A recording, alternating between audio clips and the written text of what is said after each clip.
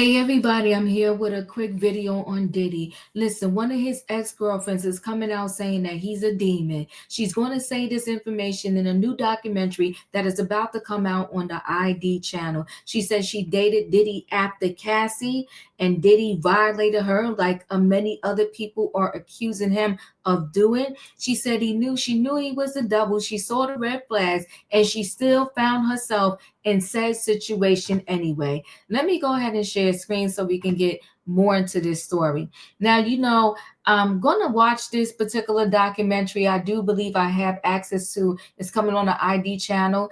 I do believe I have access to that particular streaming system. But I will say this, the ID channel is the same channel that did the Chris Brown documentary. And Chris Brown is currently suing them for $500 million because he said this documentary that they did on him was full of lies.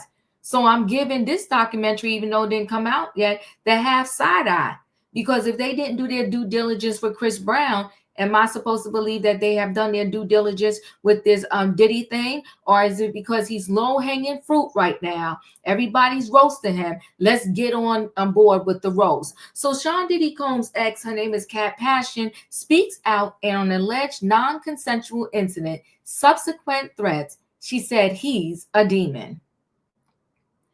So Sean Diddy Combs' ex Kat Passion is speaking out on her own alleged experience with the disgraced music mogul, claiming he once forced her into a non-consensual act and then threatened her. The model who first met Combs in 2013 but didn't start dating him until after his split from Cassandra Cassie Ventura in 2018 said on Investigation Discovery upcoming four-part series The Fall of Diddy that she witnessed several warning signs leading up to the alleged assault. I'm trying to do things differently this time, she claimed. The bad boy for life rapper once told her. However, in 2018, Passion claimed that he hovered his arm around her neck during a dispute. Ooh, I think that at the very best, I can't say what this man did or did not do to people, but I want to say at the very best, um, for sure, I believe he has bad anger issues. I mean, bad. And we've seen it on some of these reality shows, the way he would talk to the people, to go get things and to do things.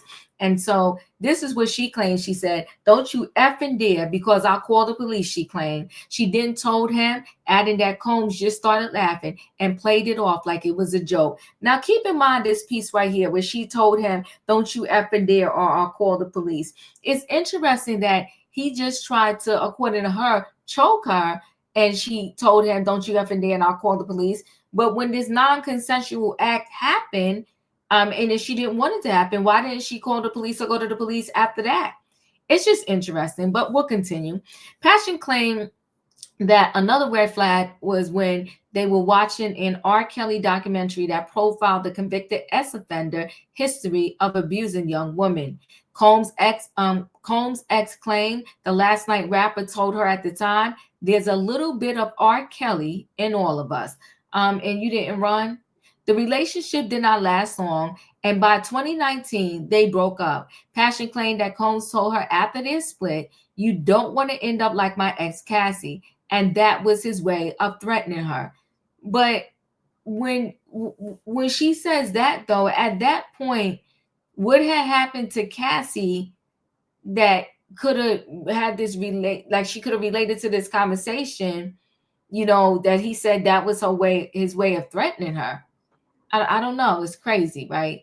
So, okay, there's Diddy and Cassie from back in the day. Passion says she reunited with Combs in 2021 at his house in Malibu, California. Now, here's the thing. You had all of those dreadful things happen before 2021, but then you decide to reunite with him in 2021. Please don't go low, y'all, and be like, "Oh, Diva, stop victim shaming." No, listen. If you burn me once, shame on you. You burn me twice, shame on me. You burn me three times, then obviously I must like getting burned. But we'll continue. Where things allegedly took a turn for the worse, according to the model, the Bad Boy Records founder allegedly forced himself on her when he was unable to sleep one night. It was just scary, to be honest, because his whole tone, everything changed. She said on the fall of Diddy, without going into much detail, out of not wanting to relive the incident. It wasn't consensual. And he, the person who came out of the bathroom and woke me up, was someone that I didn't even recognize him. And I knew that I was never going to see him again. Passion claims she felt numb afterwards and suppressed her alleged experience.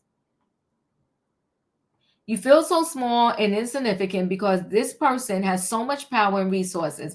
And all of these people is just like very intimidating, she said. Also, at the same time, I feel like I should have known better. That's the shame, though. I get that piece too.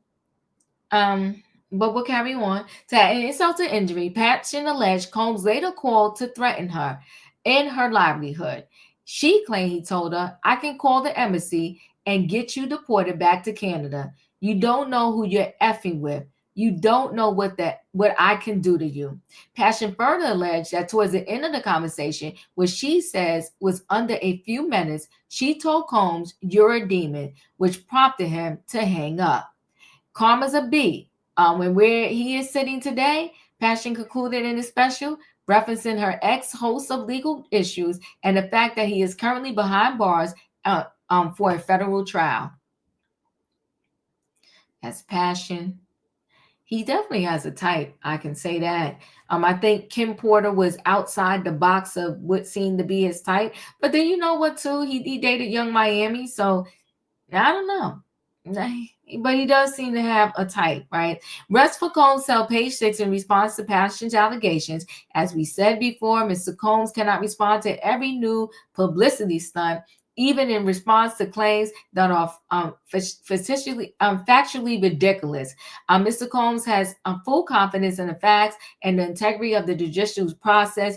In court, the truth will prevail that the accusations against Mr. Combs are pure fiction. The rapper's rest also slammed Investigation Discovery's doc and others like it, stating they are rushing to cash in on the media circus surrounding Mr. Combs. The producers failed to provide significant time or details for his representatives to address unsubstantiated claims, many from unidentified participants whose allegations lack context, they claim.